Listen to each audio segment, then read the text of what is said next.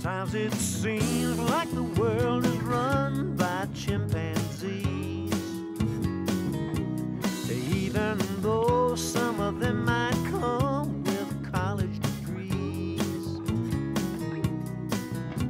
It's getting hard to separate the facts from fiction, but I think I can say with obvious conviction that in this old world, everybody's wrong. Welcome to Uncommon Sense. My name is Charlotte Laws, and today we're going to be discussing numerous topics, including the 2008 presidential election, teachers who have bound and gagged their students, and yes, it is an epidemic, animal law, and buying your DNA and whether this is even a good idea at all. But first I want to introduce my guests, and first we have Ralph Cissne, who is a creative strategist and has been a guest on this show many times, and welcome. And we also have Charles Parselle, who has been called the luckiest man alive. And why, you ask? Because he's married to me. Charles is a successful attorney, mediator, and an Oxford graduate, and a very intelligent man. So welcome to the show. Thank you. The first topic is has to do with duct tape. And a teacher in Florida duct taped her student's mouth to get the child to stop talking. And there was a lawsuit against the school district, and the child got $33,000 in damages for embarrassment, etc. The teacher was put on suspension for 30 days.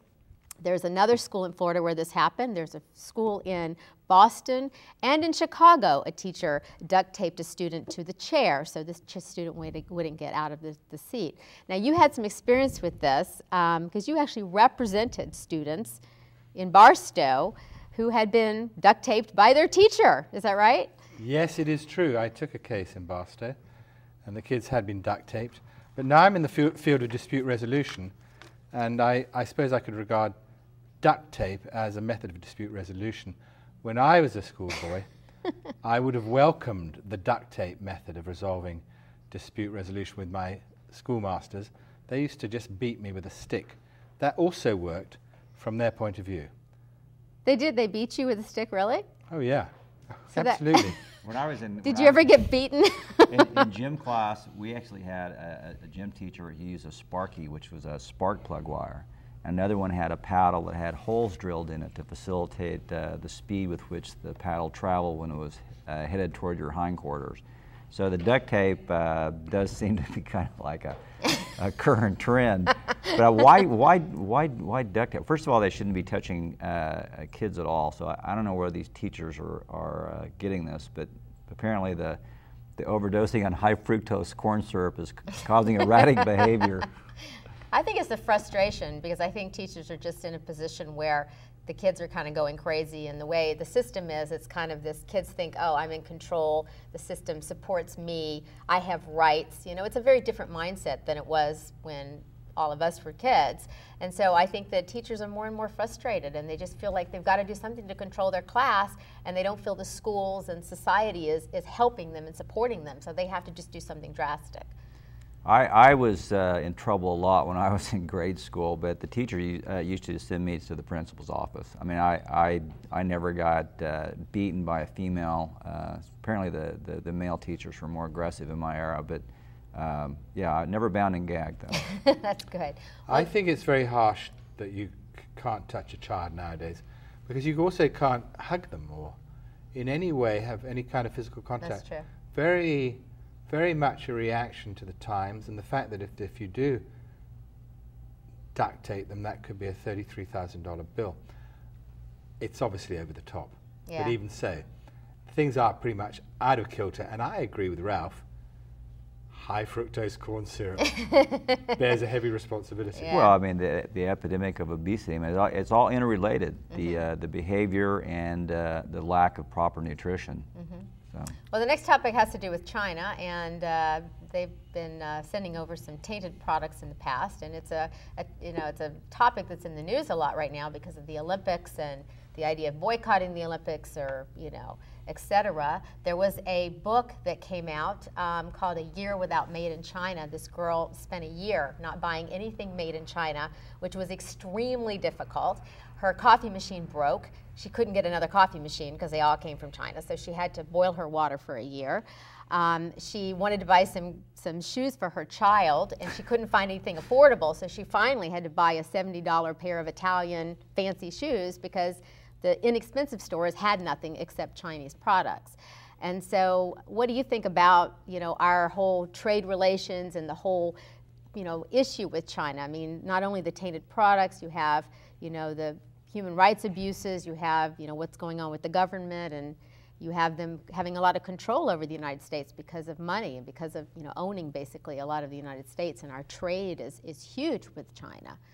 And what to say, 150 years ago, everything's had "Made in Birmingham" stamped on it. And then 60 years ago, everything came from the United States. And now everything's coming from China for a bunch of very good reasons, which is cheap labor and the fact that they've opened up, they made it accessible. China is, of course, very huge and will always be a big market, a big producer. Same with the United States, although people say the US manufacturing base has departed. No. Lots of things are made here and always will be. It's a huge country. So do you think there should be sanctions? Do you think we should just have easy trade? Do you think we should object in any way? I mean, the head of France is saying he's objecting to the Olympics.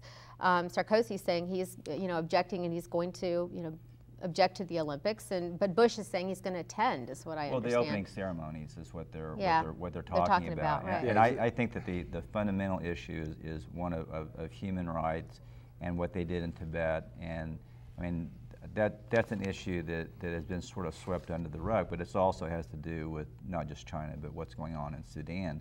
So I think a lot of countries are saying we need to raise awareness that we're not doing enough to make the world a better place. As far as the trade imbalance with China, I mean, we experienced the same thing with Japan. I mean, after it was made in China, then it was made, before that it was made in Japan, and we were all worried about that. They made huge investments in the United States, Japan did, and then their economy tilted, and China will have the same kind of adjustments, but they own a lot of our debt. This is another fundamental thing that's a huge issue.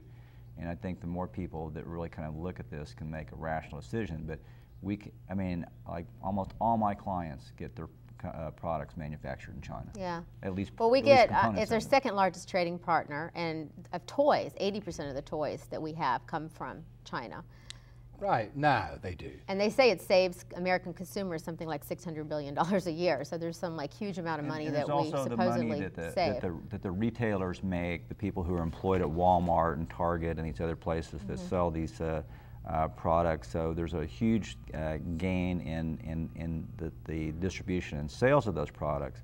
But the tainted food is another issue. They're really not doing enough. I mean, I think that I read an article recently where most of the rivers in China are like our Great Lakes were in the late 60s. They're dead. The fish won't live in them. So they have a lot of issues. The U.S. Olympic I wouldn't worry about China. China's got huge problems of its own. Right now it's the manufacturing base for fairly low-end goods.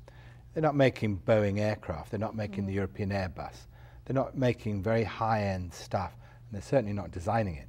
The advantages they have right now will gradually be whittled away, and you'll find manufacturing moving over to India.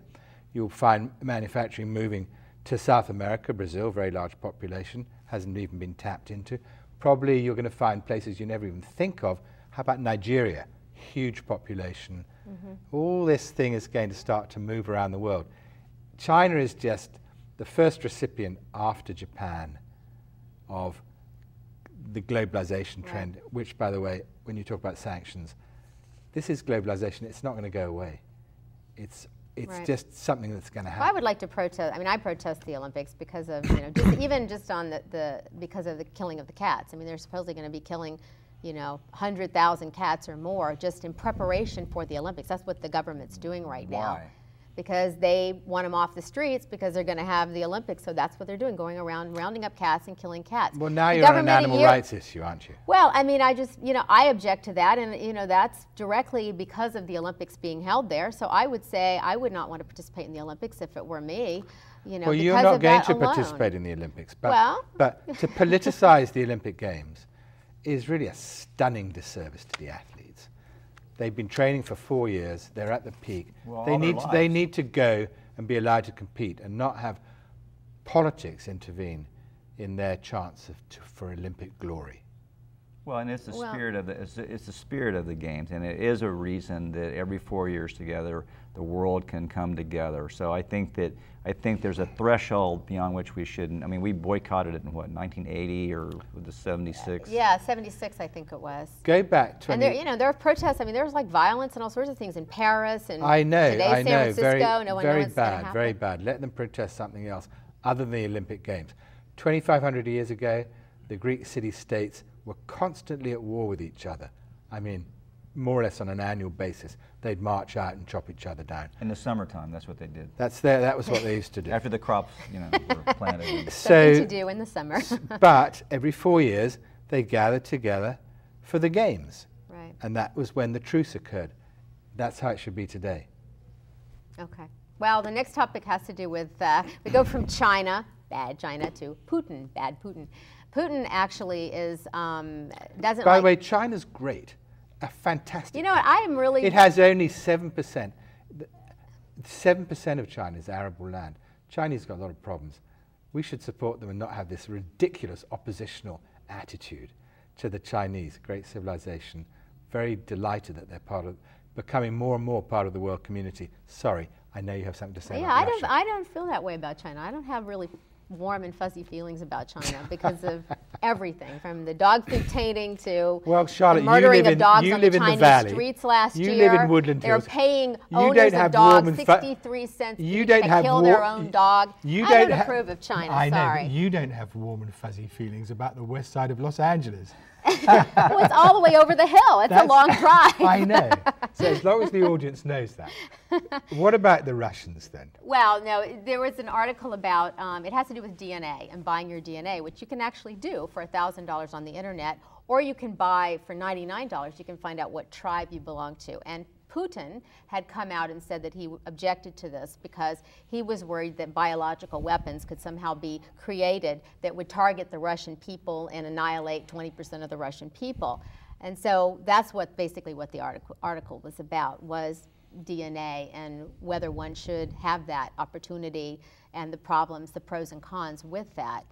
Would you want to buy your DNA? Would you want to know what diseases you could, like 95% chance of getting, or, you know? It's more your genetic profile. It's not like you're buying a sample of something you already have. But they can tell you your propensities towards, I think for medical reasons, yes. But I think that Putin's paranoia is well-founded, considering his background in the KGB. He understands the length at which people can go to, subordinate their people who oppose them.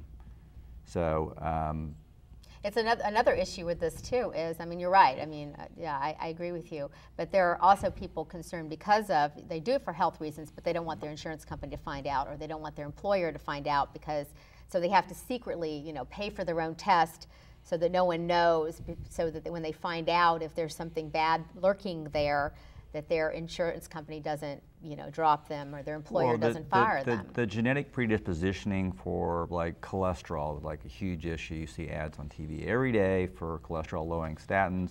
My cholesterol, I have genetic predispositioning for that. On the threshold, just through diet and exercise, I reduced my cholesterol. I didn't want to take statins because I didn't want all the side effects. But those are things between a patient and the doctor. I just think that when the government gets involved and profiling your DNA, we're in trouble.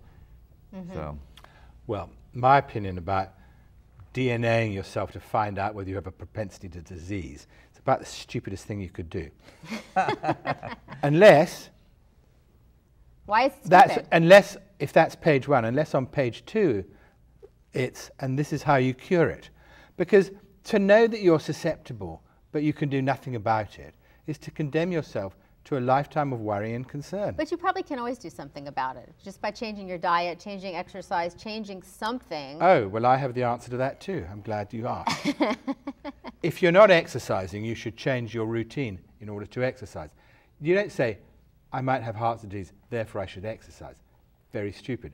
You should be exercising. We live sedentary lives. That's also a no-brainer. And If you live on a diet of Big Macs and donuts, then you don't need to find out that you're susceptible. You just need to change your diet and eat a balanced diet.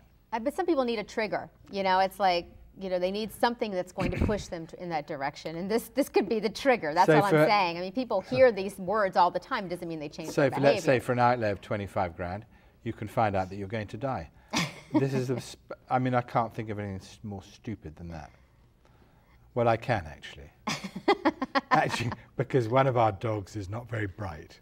Even though we love him, he is stupider than that, but that's the only thing I can think of. Which of our dogs are you referring to? I'm talking about Lord George Sausage. He's not stupid, he's just blind. He's just a little blind. He's old, he's very, very elderly. So, all right, well, I'm going to go to the next topic. Well, if he's so smart, how come he could never pass the corporal's examination for the Homeland Defence Force? He likes to give our dogs names and positions and that kind of thing. Okay, so, and as for Putin, Putin says, you know, Putin wants to stand up to the United States as an equal. The economy of the United States is 20 times the size of Russia. Right. It's a no contest. It's over for Russia for the time being. Things change in the future, but that's the way it is now. The danger of Russia and the danger for the world, Russia, the United States, is that we have these extremely dangerous missiles pointed at each other. Right. I was listening to Ted Turner on TV the other night. I like Ted Turner a lot. Two biggest issues in his facing the world. One, the nuclear danger, which we seem to have forgotten about. We've got to disarm. And two, global warming. I agree. Mm-hmm. Is that a topic we're supposed to be talking about? Perhaps in the next show. Ted Turner is a curious man. He said, I'm very smart and I think about these things a lot. It's a funny thing to say on the Charlie Rose show. Mm-hmm. Quite refreshing though. Well, the economy is the next topic, which has to do with there was a person who bought a house in Northern California and has now got buyer's remorse and is suing her real estate agent. And because she says that her property has basically declined in value or is not worth what she paid for it. And of course, this sets a pretty dangerous precedent if people can go around not only suing, you know, for products. I mean, you could sue the car dealer because your car is not worth what you paid for it a year ago.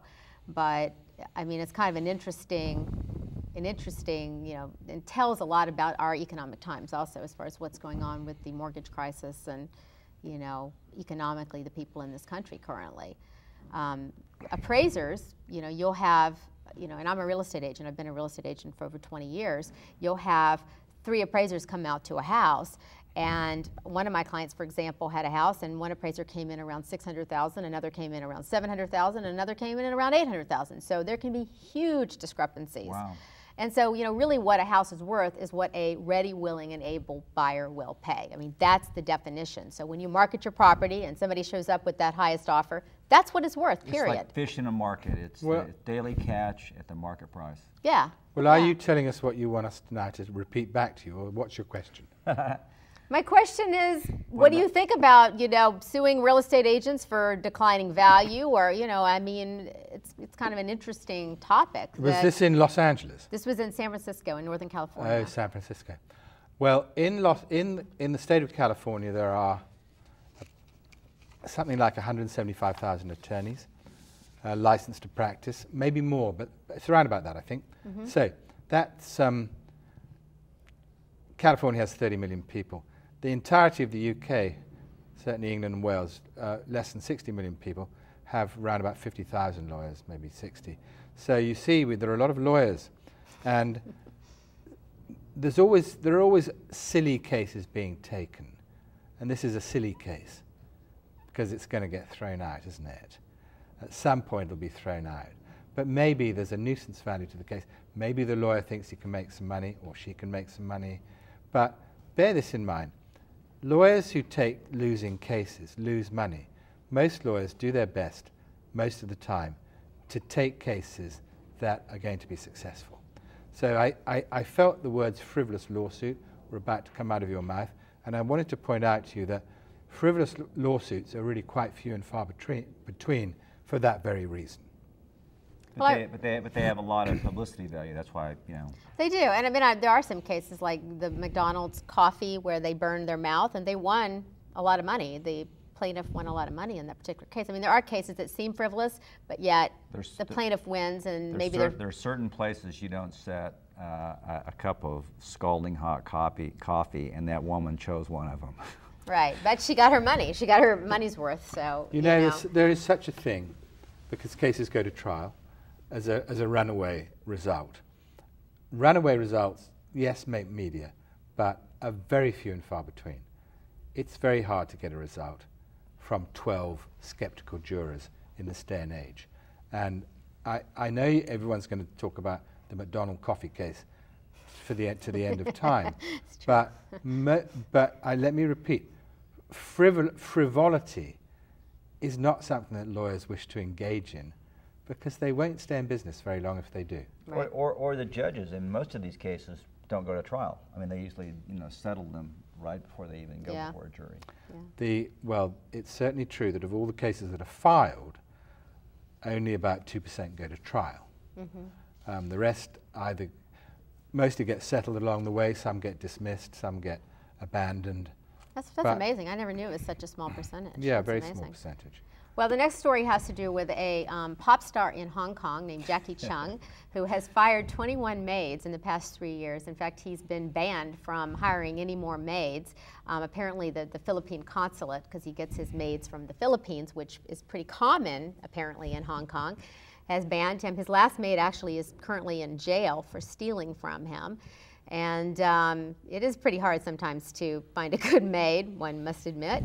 But it's there's a lot of problems, too, in that part of the world. And even in Saudi Arabia, they have a lot of maids from Indonesia and from the Philippines. And there are a lot of abuses that go on of maids, and maids that retaliate, and maids that are underage, and poor working conditions where 12-year-olds come to work and have to work 22 hours and get beaten and don't get paid. I would think in Hong Kong that would be a very lucrative job for someone from the Philippines to come and work there.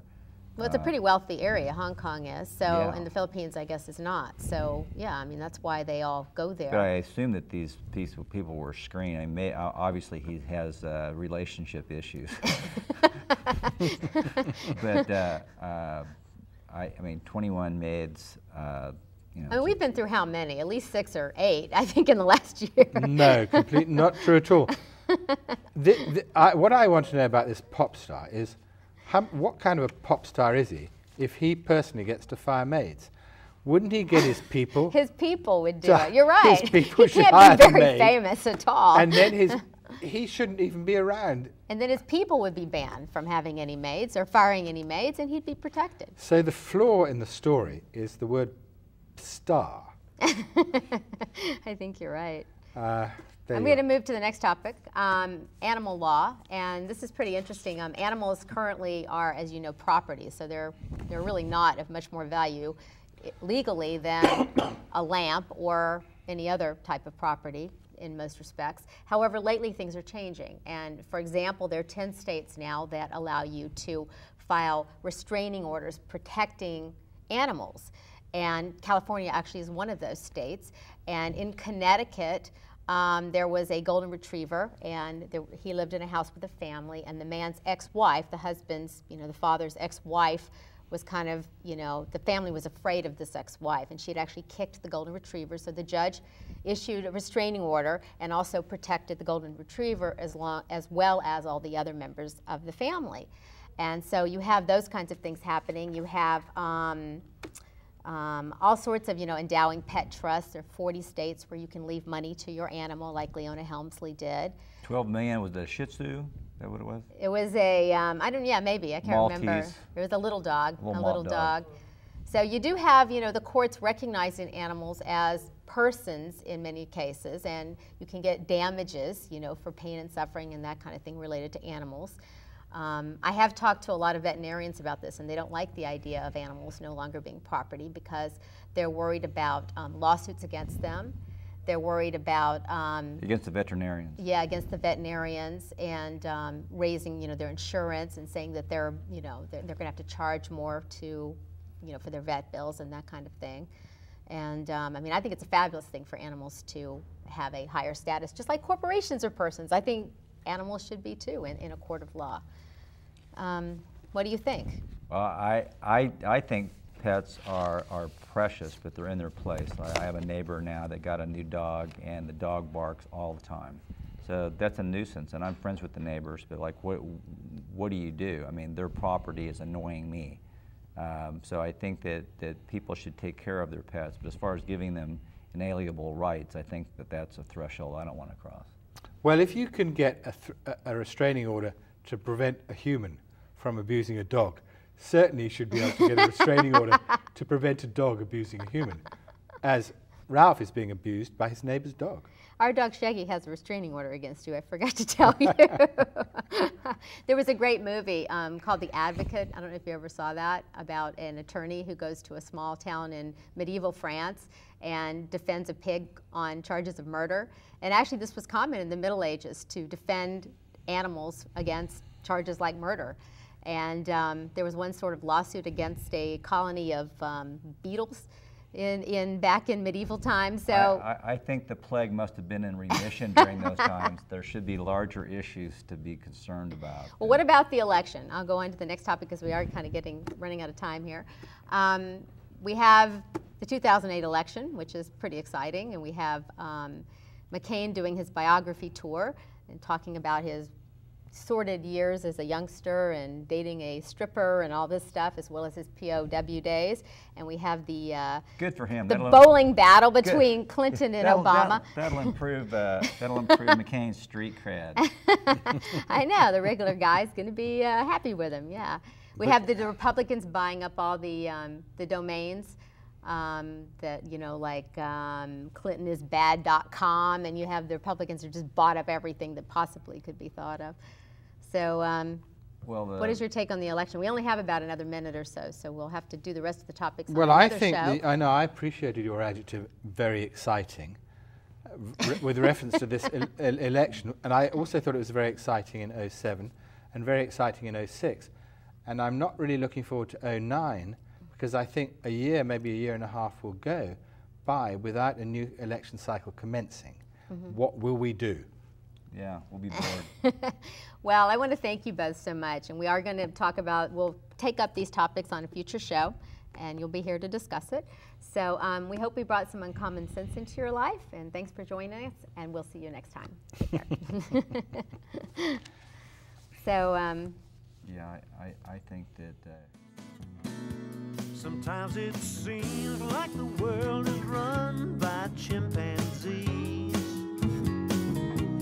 even though some of them might come with college degrees. It's getting hard to separate the facts from fiction, but I think I can say with obvious conviction that in this old world everybody's wrong but me. Everybody's wrong to disagree with me. That really chaps my eye. I thought it all through so very carefully. There's no point even considering the other side. Still I keep on